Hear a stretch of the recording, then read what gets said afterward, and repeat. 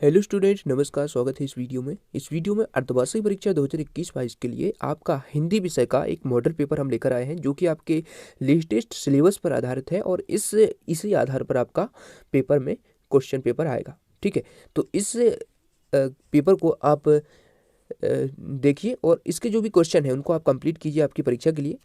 ठीक है, तो यहाँ पर सबसे पहले आपको ध्यान में रखना है कि आपका जो पेपर है वो 3 घंटे में आपको सॉल्व करना होगा। आपका पूर्णांक जो है 80 अंक का रहेगा, 80 अंक का पेपर आएगा।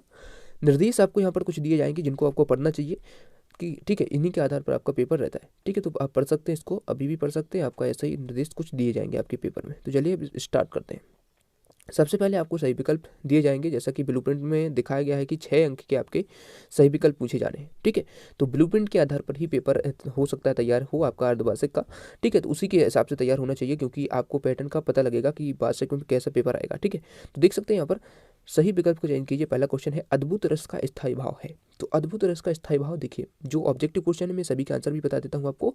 और सभी क्वेश्चन हम 1 से लेकर 23 तक जितने भी आपके क्वेश्चन पूछे जाने हैं इस पेपर में, सभी इस पेपर में है, ताकि आपको आइडिया लगे कि पेपर कैसा आने वाला है। ठीक है, तो अद्भुत रस का स्थायी भाव क्या है? अद्भुत रस का स्थायी भाव है विस्मय। ठीक है, सेकंड है अनामिका गीत का रचनाएं किस कवि की है? तो अनामिका गीत का ये रचना है जो सूर्यकांत त्रिपाठी निराला की है। ठीक है, आगे बढ़ते हैं। अगला क्वेश्चन पूछा गया है चौराहा में समास है। तो जो चौराहा तिराहा, ये जो संख्या वाले नंबर होते हैं, यानी नंबर वाली जो संख्या होती हैं, जो नंबर वगैरह होते हैं, जैसे चौराहा में 4 हो गया, तिराहा में 3 हो गया, तो उसमें होता है आपका जो है द्विगु समास। ठीक है, तो इसमें हो जाएगा आपका ऑप्शन नंबर सी, द्विगु समास। ठीक है, इस प्रकार से हो जाएगा इसका। आगे बढ़ते हैं। क्वेश्चन नंबर 4 है आपका अपमान में अप तथा अभिमान में अभी क्या है? तो ये दोनों क्या है? इसके उपसर्ग हो जाएंगे। ठीक है, अप और अभिमान में अभी, ये उपसर्ग है। आगे बढ़ते हैं। क्वेश्चन नंबर 5 है जहाँ कथित की ध्वनि द्वारा दूसरा अर्थ ग्रहण किया जाए वहाँ कौन सा अलंकार होता है? तो वहाँ पर होता है वक्रोक्ति। कथित को द्वारा जो ध्वनि द्वारा दूसरा अर्थ, यानी कि दूसरा अर्थ ग्रहण किया जाए, वहाँ पर वक्रोक्ति अलंकार हो जाएगा।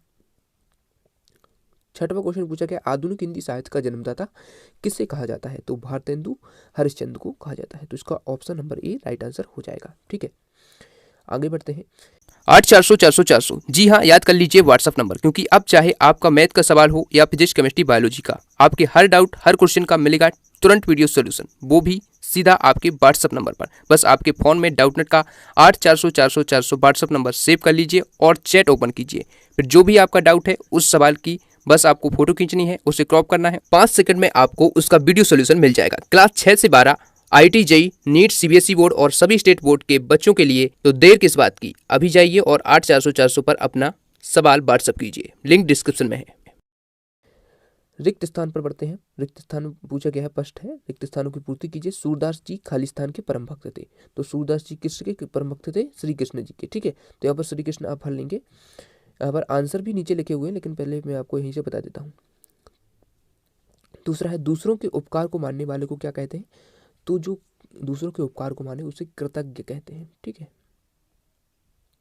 कृतज्ञ। अगला है सब कुछ जानने वाले को क्या कहते हैं? इसे सर्वज्ञ कहते हैं, जो सब कुछ जानता हो, सर्वज्ञ। ठीक है, उसके बाद वीर रस का स्थायी भाव क्या है? उत्साह है, आप सबने पढ़ रखा होगा, उत्साह है।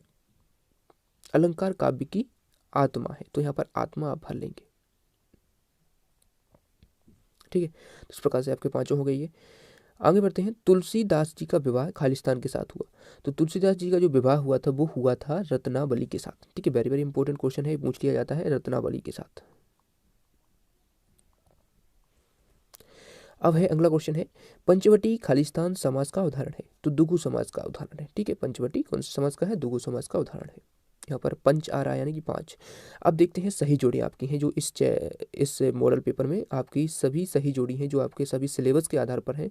जो भी आपका अभी सिलेबस है, जितना भी आपका अर्धवार्षिक में पूछा जाना है, तो देख सकते हैं आपकी 6 सही जोड़ी हैं। तो देख सकते हैं पहला है नेताजी का चश्मा, ये स्वयं प्रकाश द्वारा रचित है, तो इसमें स्वयं प्रकाश से आप मैच कर लेंगे। संस्कृति है, इससे आप मैच करेंगे भदंत आनंद कौशल्यायन। ठीक है, तो इससे आप मैच कर लेंगे। उसके बाद तीसरा है सूर्यकांत त्रिपाठी निराला, तो इनकी जो रचना है वो परिमल गीत का है। ठीक है, इसको मैच कर लेंगे। मैं क्यों लिखता हूँ, ये आप मैच करेंगे अज्ञेय से, अज्ञेय द्वारा रचित है। पृथ्वी आप मैच करेंगे वसुंधरा का पर्यायवाची होता है। वीर रस का स्थायी भाव उत्साह होता है, तो इससे मैच कर लेंगे। ठीक है, तो इस प्रकार से सही जोड़ी आपकी हो गई। ऑब्जेक्टिव क्वेश्चन पर आपको ज़्यादा ध्यान देना है, क्योंकि ऑब्जेक्टिव क्वेश्चन ही 32 नंबर के पूछे जाएंगे आपके, जिससे आपका पेपर का एक बड़ा हिस्सा कंप्लीट होता है। तो इसलिए ऑब्जेक्टिव क्वेश्चन को आपको अच्छे से तैयार करना है। अब देखिए, एक शब्द वाक्य में उत्तर है जो 7 अंक के हैं। जॉर्ज पंचम की नाक के लेखक का नाम बताइए। तो देखिए, इनके आंसर नीचे लिखे हुए हैं, मैं आपको यहाँ पर शो कर देता हूँ। तो जॉर्ज पंचम के लेखक हैं कमलेश्वर हैं। ठीक है, तो इसका कौन सा हो जाएगा, कमलेश्वर, आप इसमें लिख लेंगे, मुझे लिखने की जरूरत नहीं पड़ेगी, मैं आपको सीधा दिखा दूंगा। ठीक है, दूसरा है आपका, आश्रय के चित्र में उत्पन्न होने वाले अस्थिर मनोविकारों को क्या कहते हैं। तो उसे क्या कहते हैं, संचारी भाव कहते हैं। इस प्रकार से देख सकते हैं, संचारी भाव कहते हैं। थर्ड है, श्याम विद्यालय जाओ किस प्रकार का वाक्य है। तो ये आपका कौन सा हो जाएगा, आदेशात्मक वाक्य हो जाएगा, इसमें आदेश दिया जा रहा है। उसके बाद फोर्थ क्वेश्चन है, रामवृक्ष बेनीपुरी जी को उनकी शैली की विशेषता के कारण क्या कहा जाता है। तो उन्हें कलम का जादूगर कहा जाता है। ठीक है, तो फोर्थ का हो जाएगा, कलम का जादूगर कहा जाता है।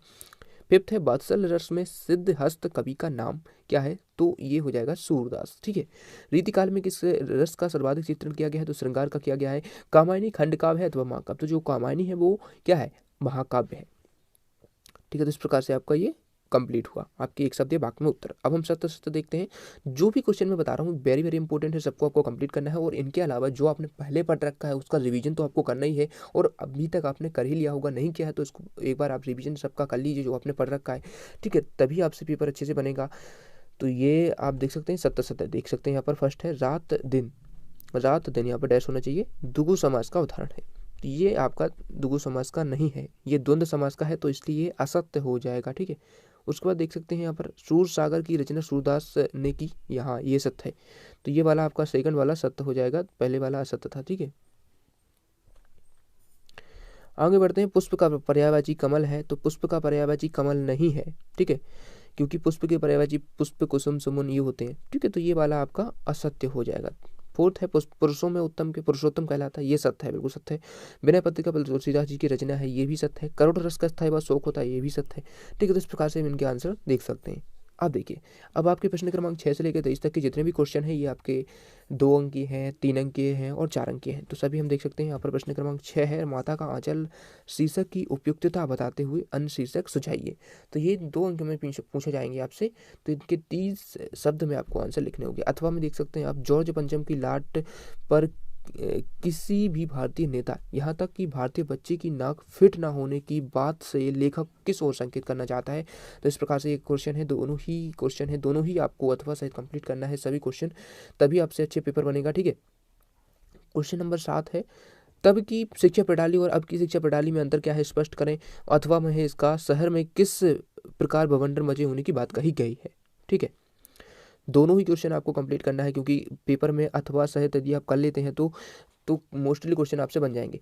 हालदार साहब की आंखें भर आने के कारण क्या कारण रहा होगा, ये आपको बताना है। उसके बाद अथवा है, गांव की सामाजिक सांस्कृतिक परिवेश आधार चढ़ते ही उल्लास से क्यों भर जाता है। तो इसका आपको आंसर बताना है। उसके बाद देख सकते हैं प्रश्न क्रमांक 9 है, फादर की उपस्थिति देख देवदार की छाया जैसी क्यों लगती है। उसके बाद स्त्री शिक्षा का विरोध करने वालों को लेखक ने दंडित करने का सुझाव क्यों दिया है। ठीक है, प्रश्न क्रमांक 10 है, दोनों अथवा सहित। आप देखते जाइए, मैं आपको स्क्रॉल डाउन करते जाता हूँ सभी क्वेश्चन। उसके बाद प्रश्न क्रमांक 11 है, कवि आत्मकथा लिखने के से क्यों बचना चाहता है। और उसका अथवा वाला भी देख सकते हैं, छाया को छूने से कवि का, ठीक है, छाया को छूने से कवि का क्या आशा है, वह छाया को छूने से क्यों मना करता है। उसके बाद देख सकते हैं आप यहाँ पर फागुन की साथ से क्या तात्पर्य है। उसके बाद समाज के भेदों से क्या, समाज के भेदों के नाम लिखना है आपको, भाषा की विशेषता बतानी है अथवा में है। ठीक है, रूपक अलंकार, ये सब ग्रामर के आपके क्वेश्चन आ गए। रूपक अलंकार की परिभाषा उदाहरण से लिखिए। विसर्ग संधि की परिभाषा, तो ये सब आपको संधि अलंकार सभी पढ़े होने चाहिए, तभी आपसे इसमें से बनेंगे पेपर में, क्योंकि कुछ भी पूछा सकता है, कुछ भी पूछ सकते हैं उसमें, क्योंकि उपमा अलंकार पूछ सकते हैं, कोई भी अलंकार पूछ सकते हैं, तो सभी अलंकार आपसे बनना चाहिए। इनका अर्थ आपको स्पष्ट करना है, लोकोक्ति यहाँ पर दी गई हैं। ठीक है, मुहावरे भी आप कंप्लीट करके रखिए। महाकाव्य खंडकाव्य में अंतर वेरी वेरी इंपॉर्टेंट है, इसको आपको कंप्लीट करना है। अन्योक्ति अलंकार है, ठीक है, शांत रस की परिभाषा, हरित का छंद की परिभाषा है, ये सभी करिए, वेरी वेरी इंपॉर्टेंट है, सभी आप करिए, तो एक ना एक आपसे पूछ लिया जाएगा पेपर में। उसके बाद आगे बढ़ते हैं, प्रश्न क्रमांक 18 है, रामवृक्ष बेनीपुरी अथवा जयशंकर प्रसाद का साहित्यिक परिचय। जयशंकर प्रसाद का आप करके रखिए, वेरी वेरी इंपॉर्टेंट है, इनका कई बार पूछा जाता है। रचनाएं आपको करनी है, भाषा शैली और साहित्यिक विशेषताएं। ठीक है, यानी उनका साहित्य में स्थान। ठीक है, 3 नंबर में पूछा गया है, तो या तो रामवृक्ष बेनी को करना होगा आपको या फिर जयशंकर प्रसाद का, तो दोनों ही आप कर लेंगे तो एक ना एक पूछ लिया जाएगा। उसके बाद प्रश्न क्रमांक 19 है, निम्नलिखित अपठित गद्यांश को पढ़कर उसके नीचे लिखे प्रश्नों के उत्तर दीजिए। तो आपसे कोई भी अपठित गद्यांश पूछ लिया जाएगा पेपर में, तो ये आपके लिए एग्जाम्पल के लिए है और उसमें जो क्वेश्चन पूछे गए हैं वो इस प्रकार से हैं। ठीक है, तो इस प्रकार से आपसे क्वेश्चन पूछे जाएंगे उसमें। प्रश्न क्रमांक 20 है, काव्यांश को पढ़कर उसका भावार्थ लिखिए। इसका भावार्थ आपको लिखना है काव्यांश को पढ़कर। ठीक है, तो इसमें अथवा में भी दिया गया है दूसरा काव्यांश, तो इनका आपको भावार्थ लिखना है। ठीक है,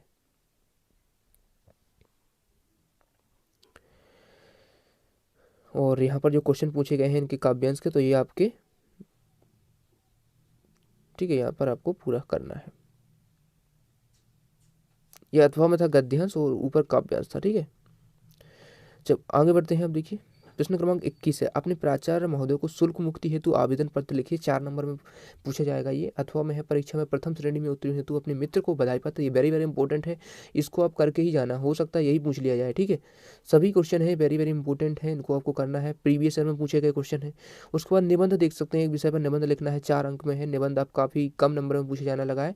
तो पर्यावरण प्रदूषण की समस्या वेरी इंपॉर्टेंट है, विज्ञान और मानव वेरी इंपॉर्टेंट है, इन दोनों को तो आपको करके ही रखना है। उसके साथ यदि आप कोविड-19 का कर सकें तो वो भी कर लीजिए।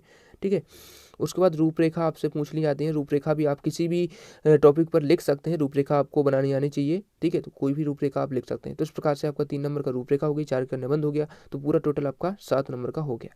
तो इस प्रकार से आप पूरा पेपर, इस पूरे मॉडल पेपर को तैयार करिए। इसके जितने भी क्वेश्चन है सभी को कंप्लीट करिए, तो इसमें से काफ़ी सारे क्वेश्चन आपके पूछे जा सकते हैं। ठीक है, थैंक्स फॉर वॉचिंग। और अन्य विषयों के मॉडल पेपर के लिए आप कमेंट कीजिए, हम जल्द से जल्द ही प्रोवाइड कराएंगे। ठीक है, और सब्सक्राइब नहीं किया अभी तक, सब्सक्राइब कर लीजिए और वीडियो को लाइक कर देना। थैंक्स फॉर वॉचिंग, मिलते हैं नेक्स्ट वीडियो में।